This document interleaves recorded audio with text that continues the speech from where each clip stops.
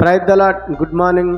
ఈ దిన దేవుని వాగ్దానము నిర్గమకాండము 32వ అధ్యాయము 34వ వచనము. ఇదిగో నా దూత నీకు ముందుగా వెళ్ళును.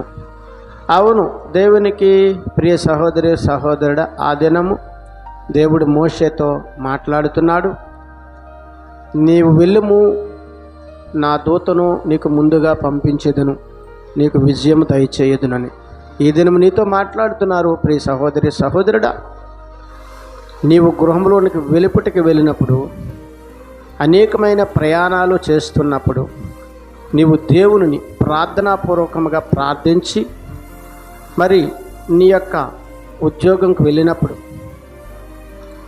చదువులకు వెళ్ళినప్పుడు, వ్యాపార స్థలానికి వెళ్ళినప్పుడు, నువ్వు అనేకమైన స్థలాలకి వెళ్ళినప్పుడు నీకు ముందుగా దేవుడు తన దూతను ఉంచుతానని, నీ మార్గములను సరళము చేసి నీకు అడ్డులు ఆటంకములు ఏర్పడకుండా, ఆటంకపరిచే దురాత్మల సమూహము యొక్క ప్రభావములు సోకకుండా ఆయన దూతను నీకును, నీ బిడలకును, నీ సంతానమునకు ముందుగా ఉంచుతానని.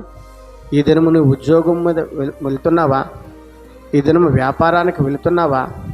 ఈ దినము నీ పిల్లలు మరి కాలేజెస్కి వెళ్తున్నారా? స్కూల్స్కి వెళ్తున్నారా? నీ భార్య లేక నీ కుటుంబం వారు అనేకమైన ప్రయాణాలు చేయవలసి ఉన్నదా?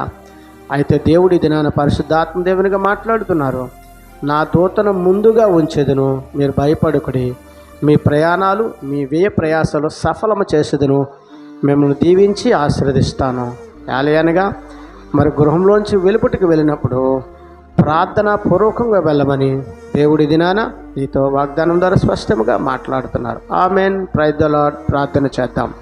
సకల ఆశీర్వచనములకు కారణభూతుడైన మా యేసు ప్రభువా, నీ ఘనమైన నామానికి స్తుతులు స్తోత్రాలు, నీ సుందరమైన నామానికి లెక్కలేని వందనాలు. ఈ దినము వాగ్దానమును చూచిన వాగ్దానమును ప్రతి బిడ్డను దీవించి ఆశీర్వదించి వాగ్దానం వారి జీవితంలో నెరవేర్చండి. యేసు క్రీస్తు పరిశుద్ధమైన నామములో అడిగి వేడుకొనుచున్నాను పరమ తండ్రి. ఆమెన్.